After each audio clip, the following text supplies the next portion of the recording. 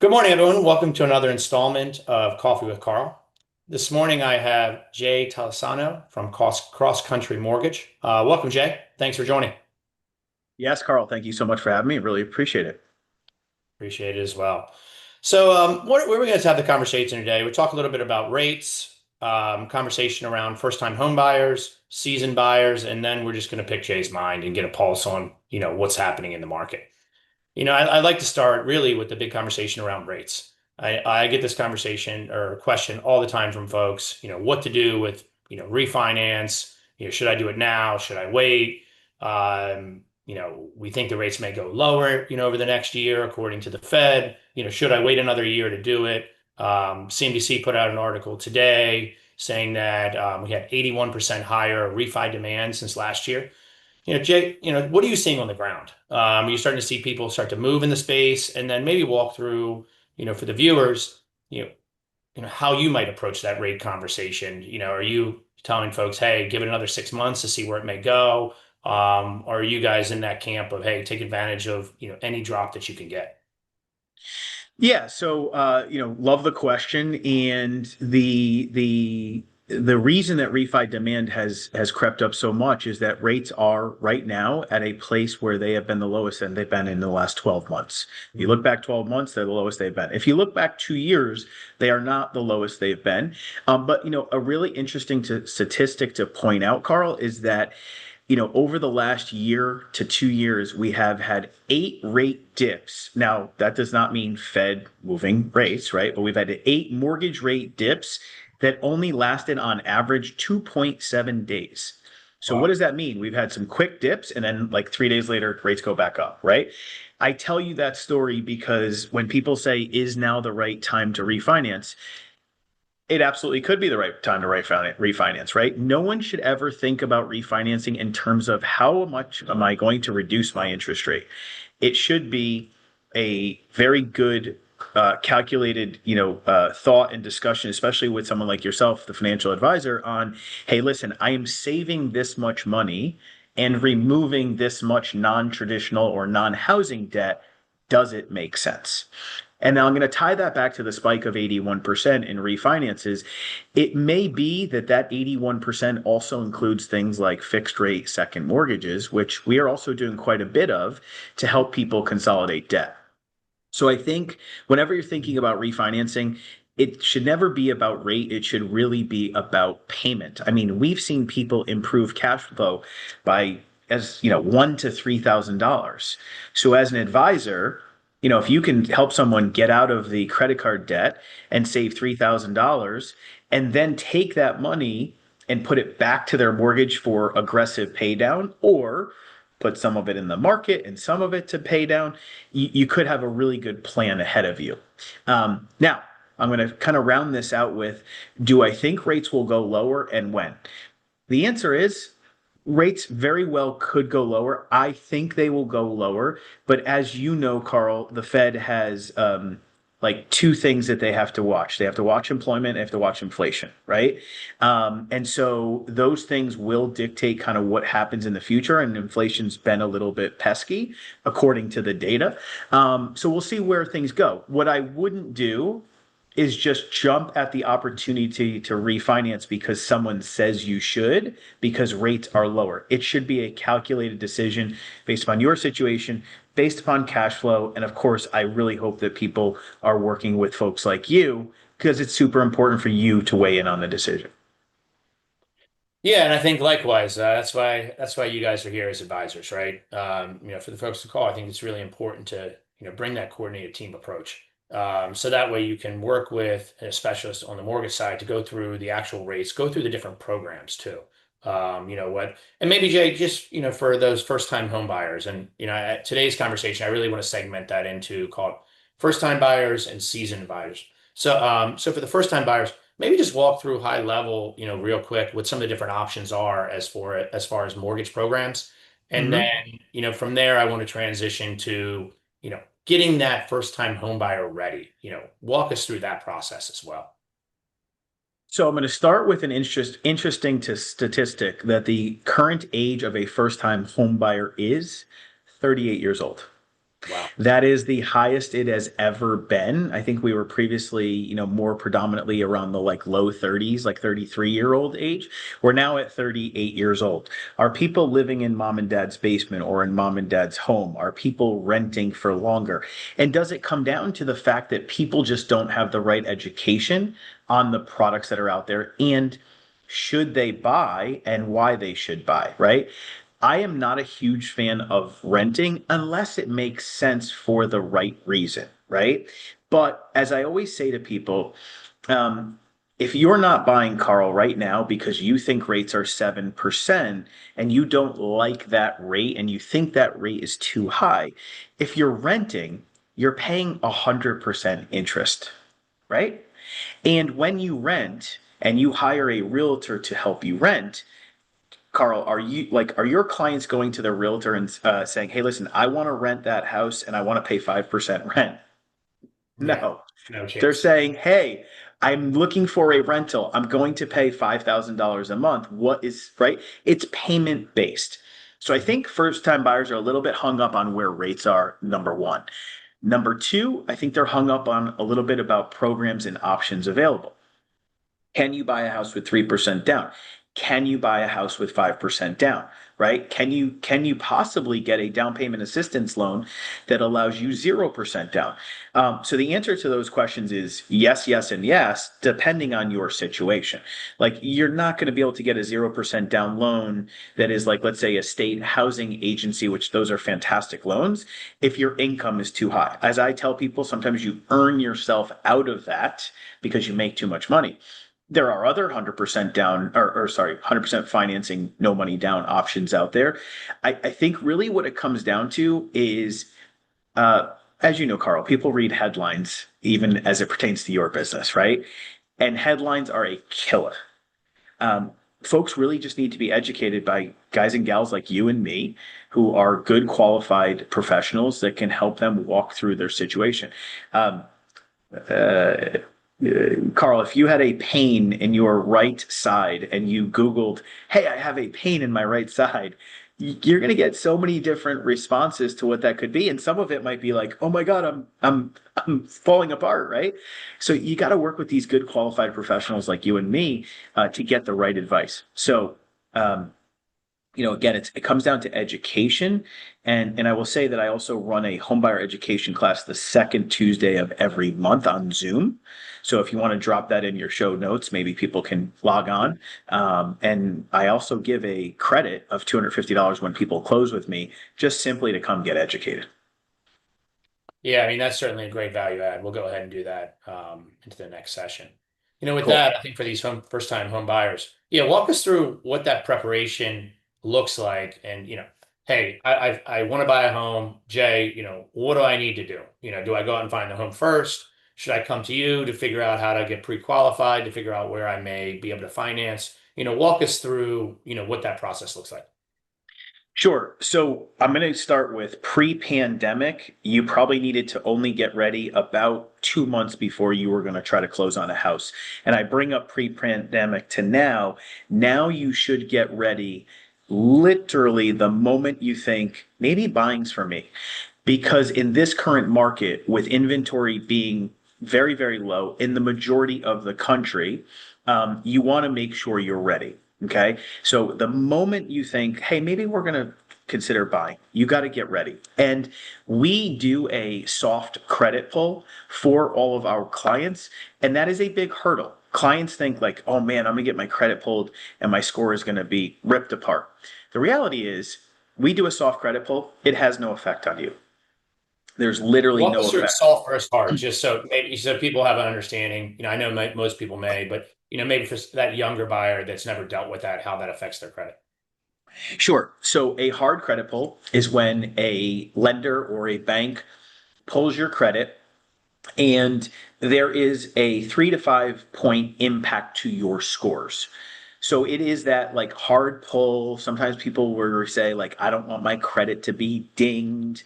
The reality is it's about a 3 to 5 point change, and people are nervous that that's going to disqualify them. In most cases, it does not disqualify you. It could change your interest rate though.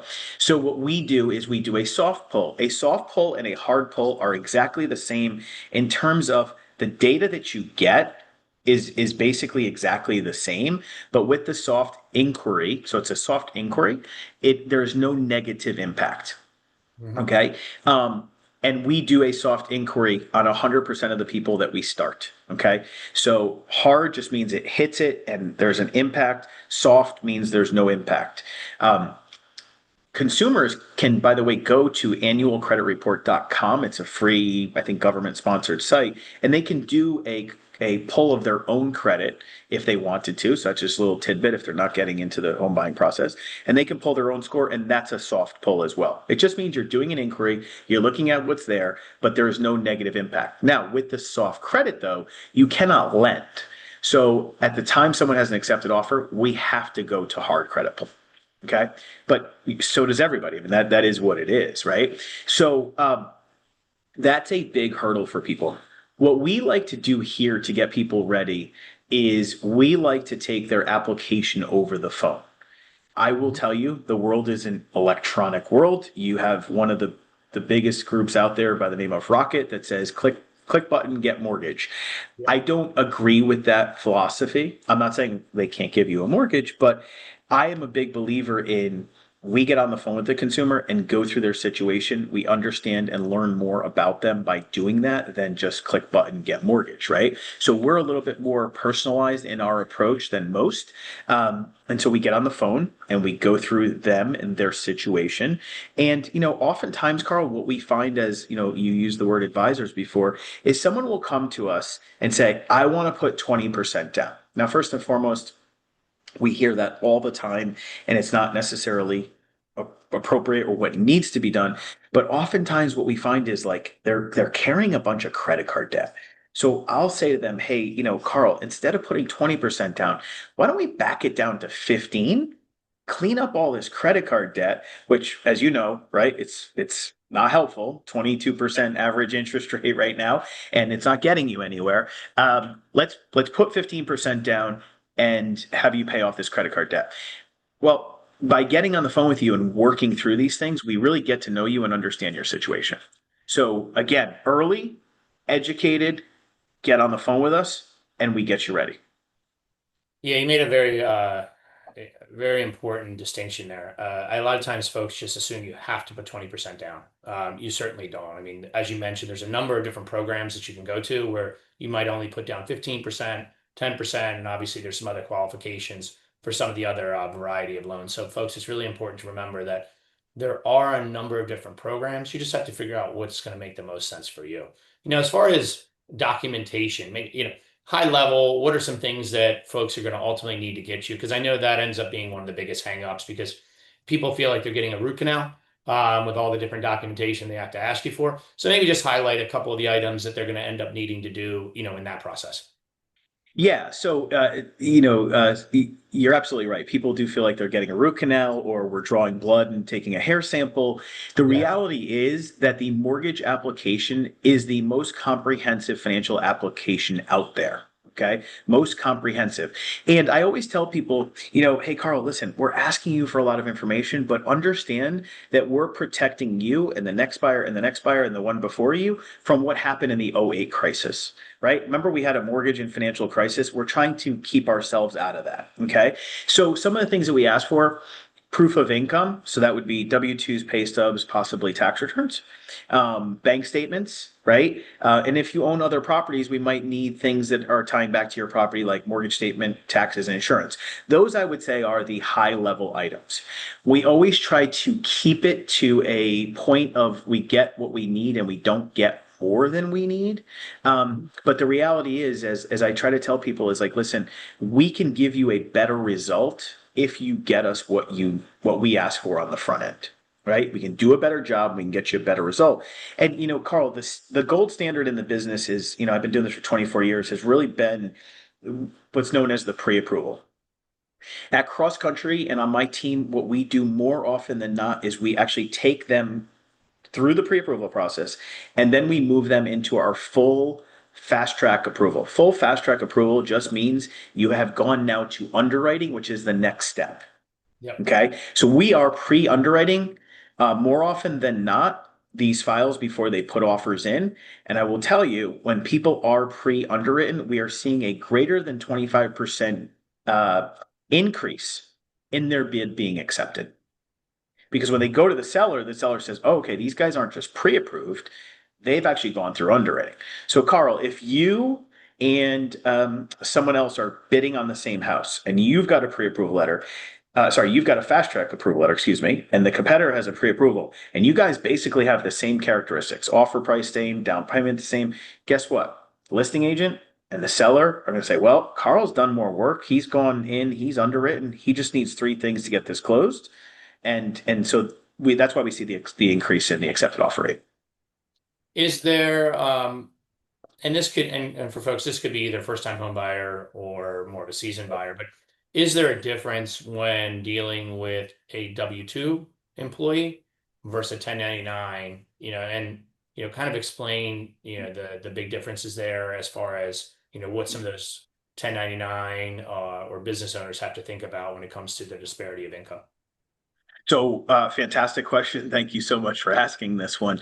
W-2 borrowers are typically simpler to underwrite than self-employed borrowers because what do self-employed borrowers do, right? They try to, obviously utilize as many expenses they can to offset their income. Totally acceptable. IRS rules. They do the part, right? So that's fine. However, what ends up happening oftentimes with self-employed borrowers is it is harder to get them qualified due to the deductions they take, right? Doesn't mean we can't get them qualified. It's just harder for them to fit in that box. So the good news is at CrossCountry, we have a portfolio of loans that has really helped so many customers, contract, 1099 to your point, self-employed, folks that have K1s or other mechanisms of self-employment, S corps. And we have helped these folks with our product that is outside that box. It's our portfolio. So, for example, Carl, we have a customer who's a contractor, and based upon his tax returns, I could only qualify him for a $600,000 to $700,000 loan. Mhm. We ended up pre-approving him and getting him closed on a $1.5 million house. Totally made the money. Totally could afford it. Fantastic credit, great assets. But when you looked at his tax return, it just didn't look so great because of the deductions. Yeah. And so we used our portfolio. So fantastic question and something that we're really proud of because it helps more people buy homes. Is there, I remember one of the issues, like even when I was looking at mortgage years ago, do they do something where they average out the years or how to, your income, if you have, let's say 50,000 this year, 100,000 next year, how do they look at that? They just look at the most recent or they average out those numbers? Typically, it's an average. Okay. Typically, it's an average. So if you have 50 to 100, you're going to take a 24-month average. Now, if you have 100 to 50, that's a different situation and a Mhm. different challenge comes up because your income is on the decline. Why? And it's on a pretty big decline. Why is it on the decline? Now, I will tell you, if you've been in business 5 years or more, you may only need 1 year of tax returns. Okay. So we may only look at the current year if you've been in business 5 years or more because there's a little bit more stability, for lack of a better, because you've been in business 5 years or more. That does not mean, by the way, that every individual who has been employed or self-employed for 5 years only needs 1 year tax returns. But Yeah, yeah. sometimes that is the case. But Yeah, very it's good really question. helpful. What about, and this is kind of a general rule of thumb, are there any things think people should be thinking about when it comes to percentages of income that they are going to need for buying a property, or how should they think about that? So, and again, this is just ballpark. So if I make 100,000, maybe I can qualify for a mortgage that's 3,000 or 4,000 a month. How do we think about percentages in your space? So I think your example is a very good one. If you make 100,000, we'll assume they're a W-2 salaried employee. You Yeah, make maintenance. 100,000, right? Your income is roughly gross $8,000 a month, $8,333 a month. 50% of 8,333 is $4,150, right? So your mortgage payment plus expenses on your credit report. Expenses on your credit report are things like car loans, student loans, credit cards, cannot exceed roughly $4,150. So to your point, if you have $3,000 mortgage payment, you have a $500 car payment and a few other things on your credit report that equal 4,000 bucks. 100,000 gets you that $3,000 payment. Is there any rules around how much you need to have? This one often comes up for me. I've had this question over the years. When it comes to having money in your account when it goes to close, do you need to have like 1 month, 2 months mortgage payment? How does that work? And then, how should people think about moving money around, during the mortgage process? Does that cause hangups, with getting approval? So on conforming loans, which are up to about $819,000, that number can be different depending on the county and market, but let's just call it, for simplicity's sake, let's just say $800,000. On conforming loans, also known as non-jumbo loans, typically reserves are not required. And that's basically what you're asking. Money in the Yeah. bank after you close. Not money in the bank after you close that has to remain in the bank forever, but money in the bank at the time of you closing.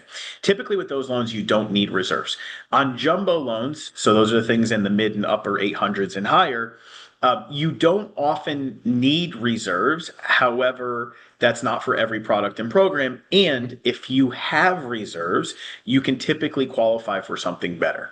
Okay. Something better in terms of interest rate. The bottom line is, in the mortgage business, there is so many variables. There's so much variability in products, programs, and customer profiles that not everyone is the same. So someone listening shouldn't walk away and saying like, "Oh man, I don't need to have any money in the bank after closing." However, if it's a smaller loan, that's more likely. Just to protect the mortgage issuer, I would Yeah, imagine. and by the way, real quick, clarifying this, retirement like IRA, 401k, that can be your post-closing reserves, and a lot of people don't realize that. But as we know, people don't ever really want to touch their 401k or their IRA because they know it's retirement money, but that can be your reserves. Perfect. We talked a lot about the process for first-time home buyers, kind of expectation, how much income you need. What are some things that you come across for the more seasoned buyer, somebody buying a second home, or an investment property? Walk through maybe some of the challenges or hot topics that you come across in that space.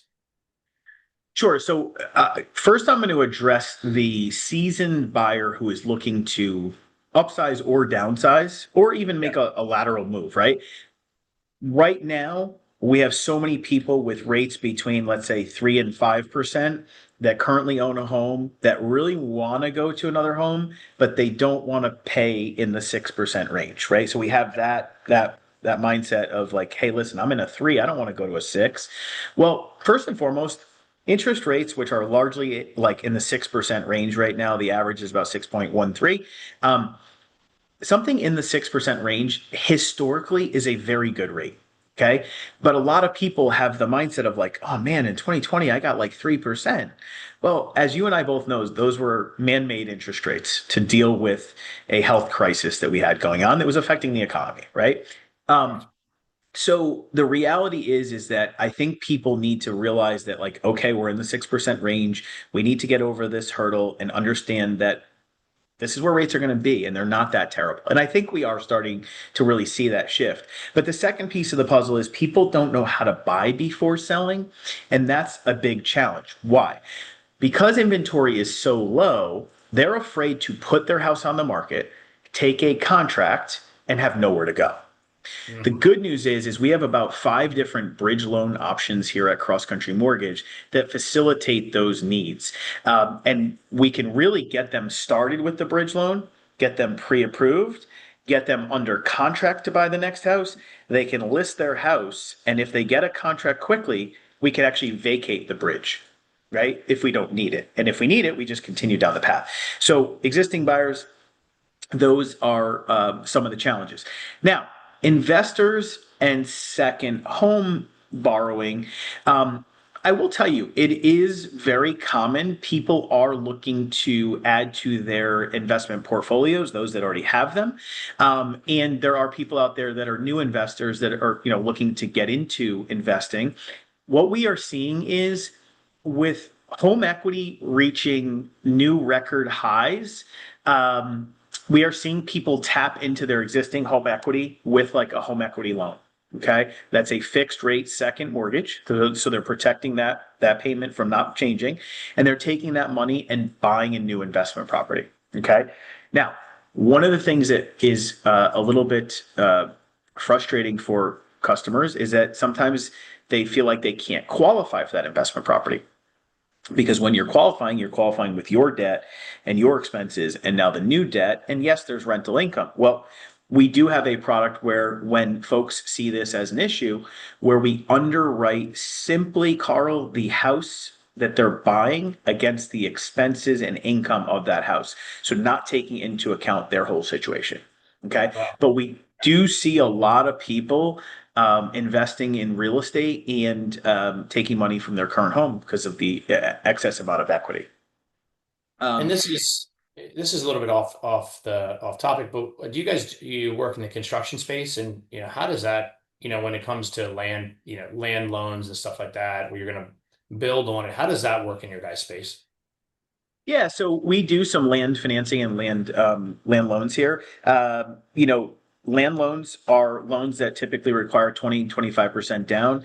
If it's a larger piece of land, like someone called me the other day for like a $10 million piece of land, that would require, larger land would require even more down. In that particular case, it was actually 50% down, because there's a little bit more risk with financing land than there is a home, right? Yeah. If a lender has to take over a piece of land, are they going to be able to sell it, or what's going to happen with it? But we do finance land. We do finance new construction. I think really the challenge that you have is that people want a perfect home, and they may not be finding the perfect home because of the lack of inventory. But then you get to construction, and a lot of people don't want to deal with construction, right? So because it does require more work, right? You've got to get a architect involved. You got to get a designer. You've got to get a builder. You might have to get some engineers. That doesn't mean that nobody does this, but it is a little bit more work, and it is a little bit more, like cost, obviously. Um, so I think that because of a lot of this, again, I bring up this inventory crisis that we're in. A lot of the challenges are inventory, and that's why people start to shift their gears to like, hey, maybe I should consider construction. But then they understand and start looking at the cost of construction, which, as you know, is very high, right? So, hey, should we just buy a house and renovate it to our liking? And Yeah. I think Great point. people often result in that as the option. And there's a lot of great renovation products. I mean, we have a second mortgage renovation product. So someone can buy a house. Let's say they buy a house and they put, let's say they buy $1 million house, they put 20% down, and they're going to wait a year or two to do the renovations because they want to get settled. They really want to figure out what they want to do. We can do a second mortgage construction loan. Now, the reason why that's important to call out is because that second mortgage construction loan will base the loan on what the house will be valued when it is completed. Okay, that's a very important marker. So, for summary here, Jay's got a product for every single situation imaginable. Yeah. Um, So I guess what haven't I asked? What are some, other hot topics or big action items or questions that or even problems that you run across on a daily basis that, you think would be helpful to address today or, provide some insight for folks. Yeah, so I think the first thing is that we save a lot of deals every month. Now, what do I mean by that? Um, Consumers are really looking to quote unquote find the best rate. And by the way, I don't blame them. I understand. However, the best rate doesn't often equal success. Okay. In our business, you can have uh, guys and gals that sit behind a desk that literally just take orders, but they don't have what I have and what my team has, right? I've got 24 years in this business. My team probably has between us 75 to 100 years of experience, and that is super important. We love saving deals because we make people's dreams, and we have literally people like sob to us on the phone. But we don't like saving deals because they've gone through a lot of trauma to get there. Yeah. So, what I would say is people need to make sure that they are working with a qualified professional. They need to make sure they're working with someone that was recommended to them.